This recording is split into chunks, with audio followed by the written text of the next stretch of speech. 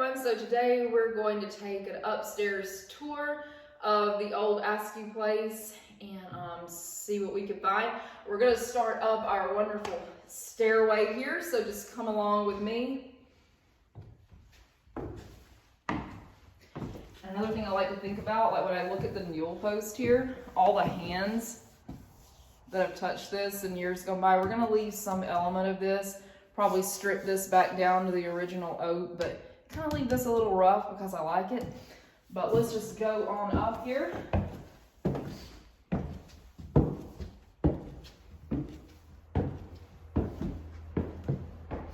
of course, all of these rails are very short because people back in those days were shorter.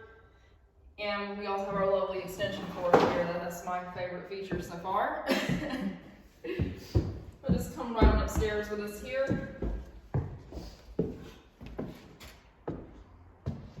And at the top of the stairway, we have this window right now, which is looking out onto an addition. But this originally was the sleeping porch, or we believe it is. In any case, we're going to take this back to being a porch. This isn't going to be like a room anymore, but it'll be a porch. And we have our non-existent door coming shortly, hopefully. Here you can see some of the major damage that was done to the house by this addition being put on inappropriately, probably in the early 50s.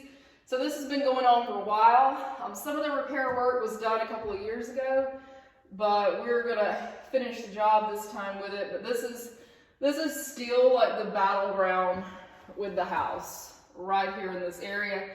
But we're still gonna tour up here and let you guys see what we have. Come on with me into the main room here. You walk through this door. Again, all original panel doors here. And this would be what I would say the lady of the house suite right here. This is probably my second favorite fireplace in the whole house. My favorite being the one down in the piano room, as we said last video.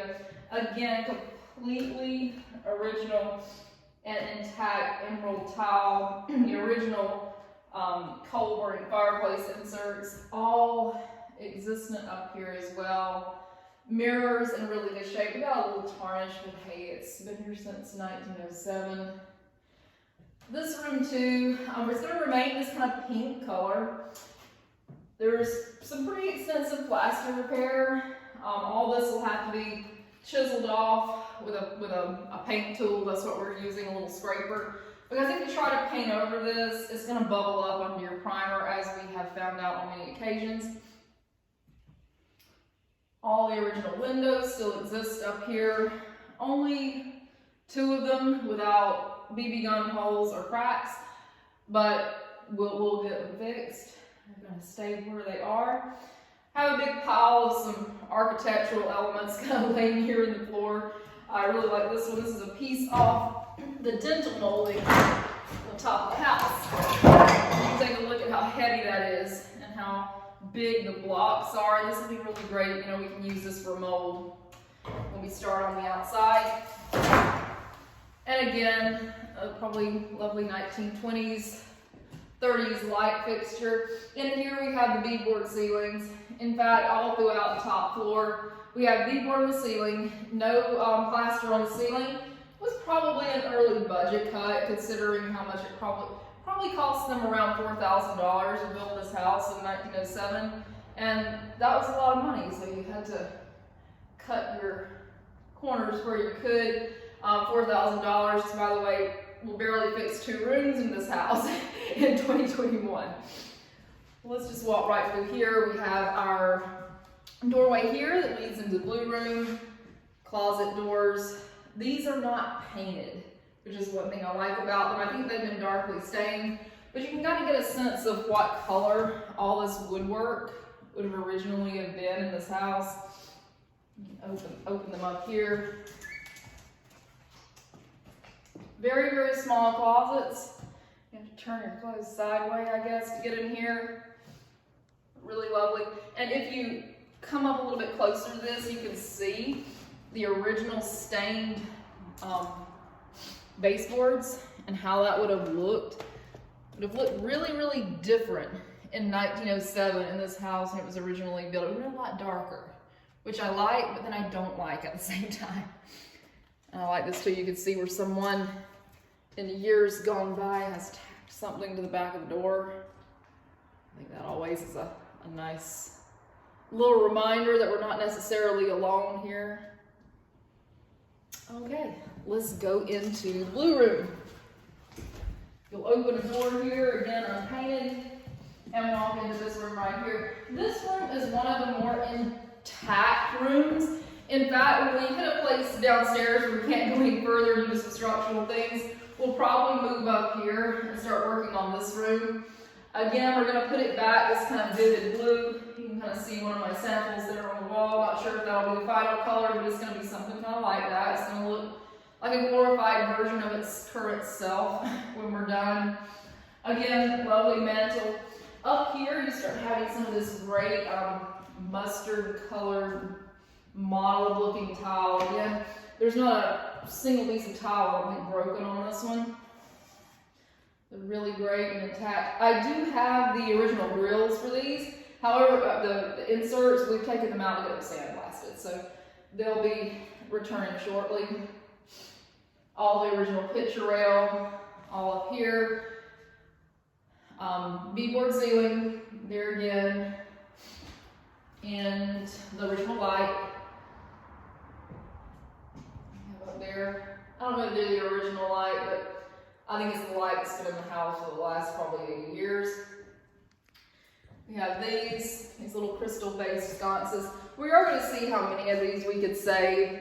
They would have originally had a little cup right here and some crystals hanging down from them, and of course a glass shade. I was able to save maybe 3 glass shade fixtures off of these. And we'll do another video where I talk about some of the stuff that we were able to save that's no longer in here, that's waiting its own restoration. Again, our windows, not operational, but still the glass is intact. So that's a big deal with these, that we have some intact glass in here. And again, no paint on the insides of closets. If only they'd left the rest of the house that way. But, you have to be thankful that the items, the original architectural elements are still here, albeit they're painted, but we can work with that. Again, you can see the original way these floors would have looked inside here. They unfortunately have probably circa 1930s, 1940s brown paint on every one of them. And then right over here, to show you the detail that is in this house, you have the door plates here to protect the edge, because if you hit plaster with something, if you were coming through here with a table or a bed or whatever you're moving around, and you bump up against this plaster, you crack it. So it just shows you the level of care and detail that was put into this house all those years ago. And let's walk right through here. Another thing I think is cool too, these original punch, or relatively original, I would say, electrical sockets. We want to try to find a way to keep these if we can, at least for cosmetic purposes, because this is the way the house looked. This is the way you would have seen this house over 100 years ago. It would have had these very early electric. Let's walk through right here. We're going to do a tour of the bedroom before we go out onto the widow's walk. This is one of our favorite rooms in here. My mom really likes this room. All the glorious peeling wallpaper, which in an odd way I like, but yeah, it's gonna have to go. Maybe we can save some of it and do something kind of artistic with it. But all this wallpaper is hand painted. Like if you look at it, you can tell, you can get like a close-up zoom here on it. You can tell this was very nice and probably pretty expensive to put up here in the early 1930s, probably late 20s, kind of difficult to tell. It looks like it's 30s to me. Again, mantle very similar to that one in there, with emerald green tile inserts. And we have a newspaper that they stuffed up in the ceiling and into here, probably to just try to insulate it, keep the heat from going out. And this newspaper is from Sunday, October the 23rd of 1966. Where were you? I was non-existent. But I just found that to be really interesting because that's still here. And that's why I haven't thrown it away. But again, here, all the original windows. We have a huge crack in this. This is another courtesy of Hurricane Michael event here. And of course, when the rain came in, it destroyed all this plaster under here, but we'll get it all patched and put back. A little light. This is a kind of a dissimilar light from the rest of them. It's very small. It's a cute little flush mount polychrome light, which I am going to send that one off to be restored, but it may not go back in this room, just because I think this room needs a little bit more of a showstopper, but I do like it. Definitely stay in the house.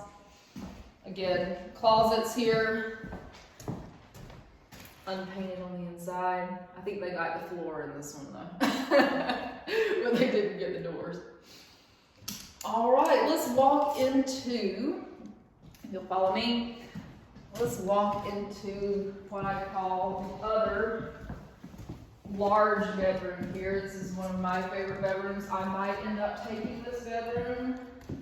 My sister said she wanted it, she did not get it.